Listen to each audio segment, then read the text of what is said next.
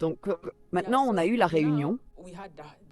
Et pendant cette réunion, ils ont dit que, puisque j'avais amené quelqu'un qui avait crié ce nom qu'ils ne veulent pas entendre dans le sanctuaire, ils allaient me confier une mission, aller combattre les églises. D'accord.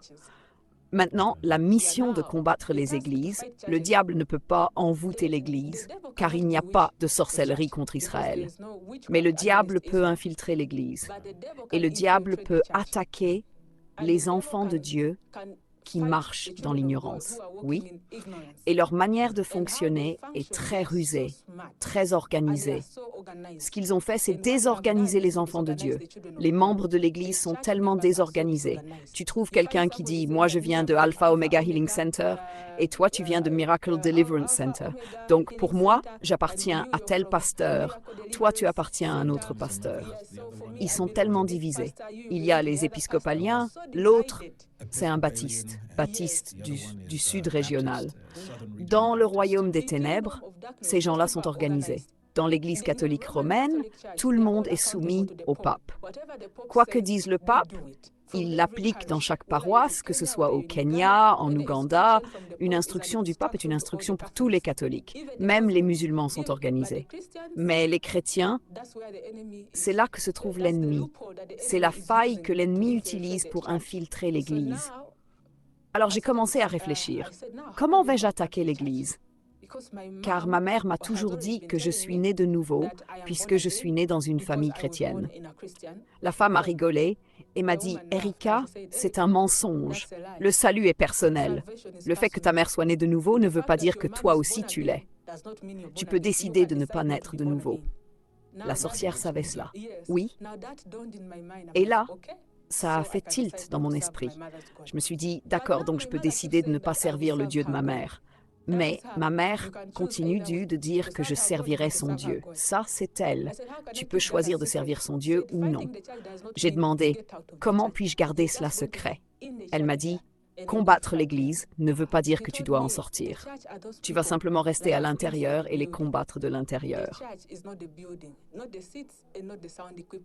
Elle m'a dit, l'Église, ce sont les gens à l'intérieur du bâtiment. Ce n'est pas le bâtiment, ce ne sont pas les chaises ni les équipements de sonorisation. Même les sorciers savent cela. Oui, l'Église, ce sont les personnes à l'intérieur, et ce sont elles que nous visons. Et elle a dit, avant même de t'expliquer ton rôle, nous voulons te montrer ce qui se passe jusqu'ici, les progrès dans les églises en Ouganda. Alors nous sommes allés dans une pièce à l'intérieur de la maison de cet homme, d'accord? Et ils ont allumé un écran. Avant que j'oublie, quand je suis entrée dans cette pièce, j'étais avec Harriet, la fille avec qui j'avais voyagé. Celle-ci est restée dans le sanctuaire, attachée avec des cordes. L'autre fille qui avait crié le nom de Jésus est restée dans le sanctuaire, ligotée. Mais dans la pièce où nous sommes entrés, j'ai trouvé certains élèves que je connaissais de notre école et j'ai été choquée. J'ai dit, hein, toi aussi tu es parmi eux. Ils ont dit, oui, elle fait partie des nôtres. Elle aussi. Donc, je me suis sentie à l'aise. Je me suis dit, d'accord, maintenant on peut parler, car je ne vais pas travailler avec des inconnus, mais avec mes camarades de classe. Et j'étais leur déléguée de classe de toute façon. Alors, je me suis assise et ils ont commencé à diffuser des vidéos sur l'écran. Ils nous ont montré différents pasteurs, différentes églises. Une église, le pasteur disait, le diable est un menteur, le diable est vaincu. Le diable est vaincu, Satan est perdant. Et il rigolait, et les chrétiens disaient « Amen », et ils jouaient du clavier, comme ça se passe à l'église. Oui, ensuite ils m'ont montré la vie de ce pasteur. Ils ont dit « Tu vois ce pasteur? Il couche avec une prostituée, il trompe sa femme. » Waouh! Avec une prostituée. Donc celui-là sera très facile à infiltrer, car il pense qu'il trompe les gens là-bas, mais il ne peut pas nous tromper. Alors comme on connaît la personne qu'on va attaquer et ce qu'on vise, on veut faire tomber ce royaume. Ça nous facilite le travail. Le fait qu'il y ait une faille chez celui qui est censé être le chef, le leader, ça veut dire que l'onction sur sa vie se répand aussi sur les gens qu'il dirige. Donc, maintenant, nous allons briser leur famille, nous allons ruiner leur vie, nous allons ruiner leur mariage. Il y aura beaucoup de parents célibataires ici, il y aura beaucoup de gens en dépression et tout cela. C'est ce que tu vas envoyer quand tu iras dans cette église. Puis ils m'ont montré une autre église. Le pasteur payait des gens pour simuler des miracles. Et il avait une grande église, vraiment très grande, oui. Et ce pasteur recevait des fonds de la part de personnes LGBTQ. Il recevait des fonds de certaines organisations soi-disant de défense des droits humains. Mais l'accord, c'est qu'il donne des bourses à des étudiants pour qu'ils aillent étudier à l'étranger. Et ces étudiants sont ceux qu'ils recrutent dans l'homosexualité. Et quand ils reviennent, on leur donne de grands postes. Ils deviennent chefs de chorale, techniciens du son, ils occupent de hautes fonctions dans l'Église. Et ces personnes-là viennent comme recruteurs. Ils viennent recruter et aussi introduire le style de vie mondain dans l'Église. Alors, ils m'ont dit, pour toi, ce sera très facile. Quand tu entreras dans cette église, tu seras comme chez toi. Tu seras leur chouchou. Donc, tu vas simplement aider ces gens à poursuivre leur mission. Alors, ils m'ont montré tous les agents présents là-bas, ceux avec qui j'allais travailler. On m'a dit que ce serait facile pour moi d'intégrer le ministère des Jeunes, que ce serait facile d'être accepté dans la chorale. Si je voulais rejoindre la chorale de l'église, ils avaient déjà assigné un tel, un tel. Je connaissais même leur nom. Ensuite, ils m'ont montré une autre église, je préfère ne pas la nommer, dans laquelle le pasteur aimait Dieu, mais il aimait aussi l'argent. Et à cause de cet amour pour l'argent, l'ennemi a pu y placer un agent. Aimer l'argent n'est pas mauvais si tu travailles pour l'avoir. Mais si tu l'aimes au point de profiter des gens ou au point de compromettre ton intégrité pour en obtenir, alors ce n'est plus toi qui as l'argent, c'est l'argent qui t'a. Donc ils m'ont montré ce pasteur et ont dit, c'est par ici que tu vas commencer. Rejoins la chorale. Dès que tu rentres, joins-toi à la chorale. Sois très ponctuel. Sois plus engagé que les autres membres. Fais tout que le pasteur te remarque. Ne te plains pas. Quand les chrétiens se plaignent qu'on ne leur donne pas de transport pour rentrer chez eux, toi ne dis rien. Quand les ouvriers se plaignent de ne pas être appréciés, toi ne dis rien. Montre simplement au pasteur que tu es disponible. Gagne sa confiance. Et quand tu en auras fini avec eux, tu auras semé un tel chaos dans cette église qu'elle ne grandira pas.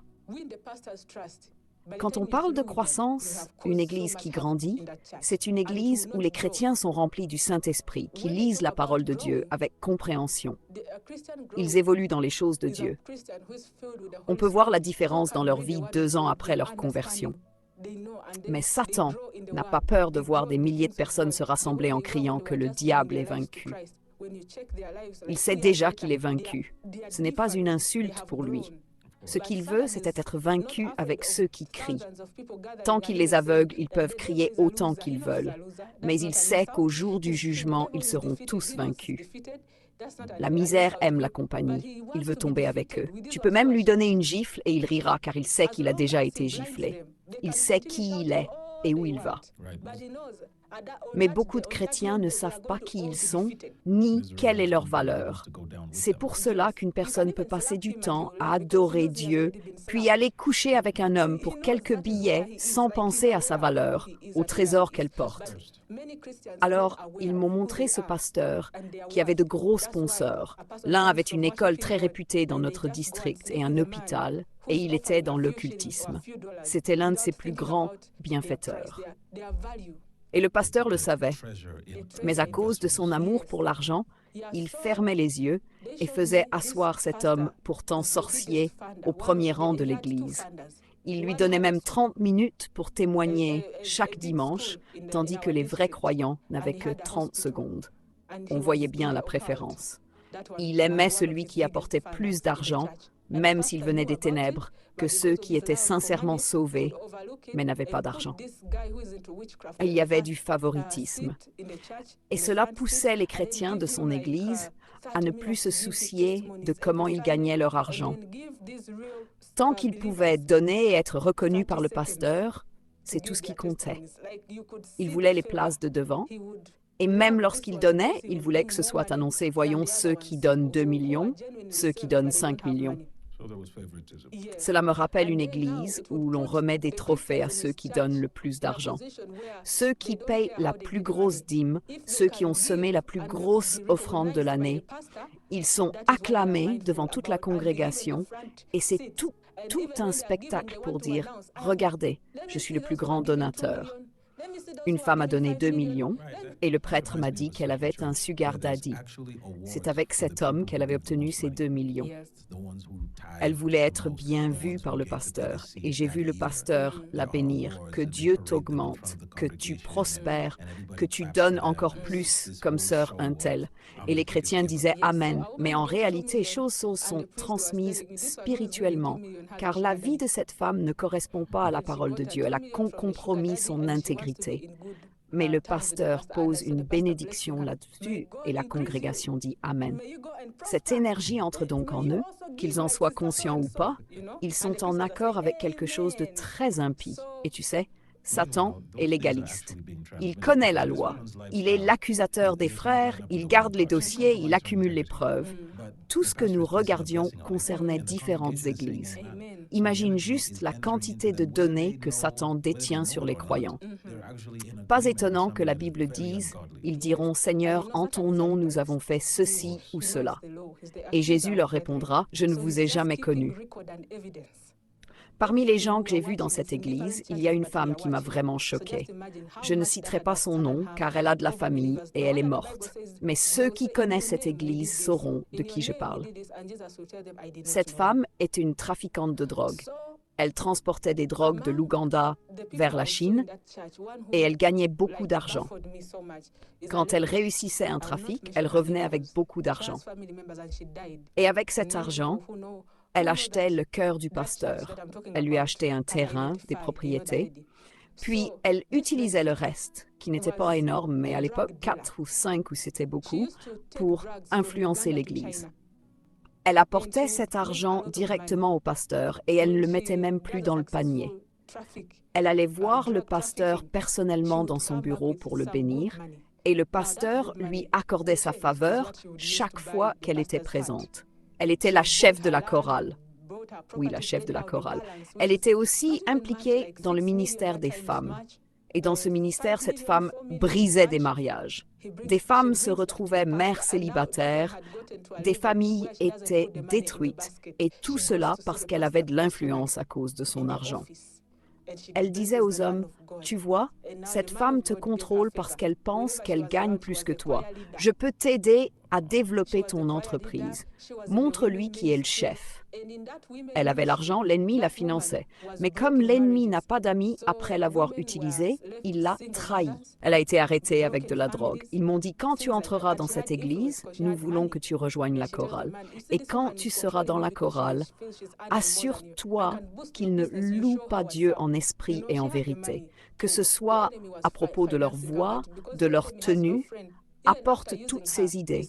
Dis-leur que Dieu est parfait, donc nous devons être parfaits aussi. Regarde la création, la perfection de tout ce que Dieu a fait, le temps qu'il y a investi. Donc c'est pas mauvais pour les chrétiens de faire des répétitions, d'avoir de bons instruments, des techniciens du son, tout cela est bien. Mais on ne doit pas oublier que Dieu vient quand on l'adore en esprit et en vérité. C'est là que l'Église s'égare. On regarde la manière dont on s'habille. Habillons-nous tous en noir et rouge. Habillons-nous en blanc et bleu. Même avant de chanter, ils reçoivent du maquillage, comme s'ils allaient faire un concert du monde. C'est devenu un spectacle, une performance. Mais Dieu n'y est pas. Et si ceux qui sont censés être des adorateurs ont des vies impures, si la chef de chorale est une trafiquante de drogue, alors il y a un transfert d'esprit sur la congrégation. Il y a des énergies qui sont transmises. Et tu retrouves les jeunes de l'Église en train de sortir pour consommer de la drogue. Qui leur fournit? C'est la chef de chorale. Et cette chef de chorale est une amie de Mama, la femme du pasteur. Chaque fois qu'elle revient de Chine, elle ramène des costumes. Pour ceux qui ne savent pas, Mama Kissa est la femme du pasteur. Il y a donc beaucoup de compromis, une infiltration dans l'Église. C'était sa stratégie. C'est toujours sa stratégie. Satan s'est rendu compte qu'il ne pouvait pas stopper l'Église en tuant directement les chrétiens, car le sang des martyrs est devenu une semence pour l'Église. Plus il les tuait, plus ils se répandaient, plus l'Église grandissait. Alors il a changé de stratégie, infiltrer l'Église. C'est ce qu'on appelle la sorcellerie dans l'Église. Il cherche à corrompre les dirigeants de l'Église, à placer le péché dans les postes de leadership. Les pasteurs ne servent plus Dieu, ils servent l'argent. Tu vois, dans certains pays, notamment aux États-Unis, beaucoup de dirigeants de louanges sont homosexuels. Ils dirigent la louange et l'adoration. Mais le pasteur ne les retire pas car ils sont talentueux, ils chantent bien, ils attirent les foules. C'est devenu une question de performance, de lumière, de caméra, de fumée. Les pasteurs pensent qu'ils doivent faire tout cela pour garder la foule, parce que tout revient à l'argent, pour avoir plus de dîmes, plus d'offrandes. Mais tout cela se fait au détriment de l'Évangile. Et ils croient qu'ils doivent le faire pour attirer les gens, mais ils se sont éloignés de la vraie méthode biblique. La vraie méthode a été démontrée par Pierre le jour de la Pentecôte. Il a prêché l'Évangile, les gens ont été convaincus de leurs péchés, ils se sont repentis et ont donné leur vie au Seigneur. Mais aujourd'hui, les pasteurs pensent qu'ils doivent aller au-delà. Ce n'est plus la conviction du Saint-Esprit qui transforme. Maintenant, c'est qui a le meilleur spectacle? Qui a les meilleurs chanteurs? Qui peut organiser la plus grande conférence? Qui a les plus grands noms? Qui a les chiffres? Même lorsqu'ils veulent inviter un pasteur, ils regardent son influence sur les réseaux sociaux. Ainsi, lorsqu'ils prêchent chez eux, ils peuvent le mettre sur YouTube et ses abonnés suivront aussi leur ministère. C'est une stratégie, une question de chiffres. Et l'ennemi rit. Il peut vous donner des chiffres, des millions de vues, tant que vous allez tous en enfer. Il vous propulsera même sur le chemin de l'enfer. En fait, Jésus a dit quelque chose de très important à ce sujet. Entrez par la porte étroite, car large est la porte et spacieux le chemin qui mène à la perdition, et il y en a beaucoup qui y entrent. D'ailleurs, il y a une rue à New York appelée Broadway. Je digresse, pardonnez-moi. Et Jésus dit encore, mais étroitez la porte et resserrez le chemin qui mène à la vie, et il y en a peu qui le trouvent. Donc si tu es dans une méga église où l'évangile est dilué, tu devrais t'inquiéter, car large est le chemin et nombreux sont ceux qui y marchent, et peu trouvent le bon chemin. Puis il ajoute, gardez-vous des faux prophètes qui viennent à vous en vêtements de brebis, mais au-dedans ce sont des loups ravisseurs. Vous les reconnaîtrez à leurs fruits. Cueille-t-on des raisins sur des épines ou des figues sur des chardons?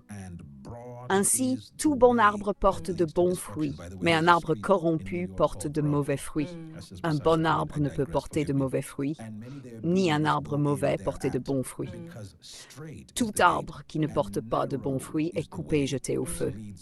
C'est donc à leurs fruits que vous les reconnaîtrez.